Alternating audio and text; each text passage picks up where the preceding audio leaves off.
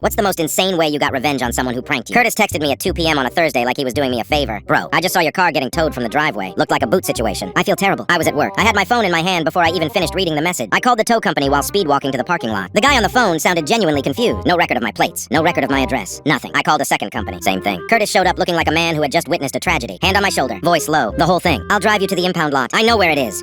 He said parking near there was a nightmare, so we'd have to walk the last stretch. The walk was 40 minutes. 40 minutes through a part of town I didn't recognize. Next to a guy who kept saying, "This is so messed up, bro," every 4 blocks. I was calculating fees in my head. Storage charges, release fees, whether I could expense any of this somehow. My brain was completely gone. We finally get to the lot. I walk up to the desk. The guy looks at me the way people look at someone who just said something in the wrong language. No record of my car. No record of my plates. He checked twice. That's when my phone buzzed. A photo. My car. Sitting in my driveway exactly where I left it. Completely untouched. With a sticky note on the windshield. It said LOL. I stood at that counter for a solid 5 seconds just staring at my screen. The desk guy looked between me and Curtis. Curtis was already walking backward toward the exit. I didn't say a word the entire Uber home. Not one word. Curtis kept doing this thing where he'd start a sentence and trail off, waiting for me to react. I just watched the window. By the time we pulled up to my street, I had already decided everything. Curtis lived in a mid-rise apartment complex about a mile away. The kind of building with a front desk, a management office, and a guy named Nolan who worked the morning shift and owed me a solid from last spring when I helped him move a sectional couch up 4 flights. I called Nolan that night. Nolan, to his credit, didn't even ask too many questions. He just said, "What do you need?" and I told him. The next morning at 7:45 a.m., Curtis got an official sounding call from the front desk. Noise complaint filed against his unit. Management needed access for a routine inspection by 8 a.m. If he wasn't out, he'd receive a formal write-up. And 3 write-ups meant lease review. Curtis texted me at 7:50 in full spiral mode. "Bro, what do I do? They're doing an inspection. Do I wait in the hall? Can they even do this? I don't even play music loud." I told him the library 2 miles away had day-use lockers and free Wi-Fi. Quiet, comfortable, easy parking. Perfect place to hang while they did their thing. He thanked me. I watched him check in on the library's Instagram story at 8:20 a.m. Sitting at a table with his laptop and a coffee, looking like a man trying to stay calm about his lease. He texted at 9. Still waiting to hear back. I said, "These things take time." He texted at 10. "Any update from your guy?" I said,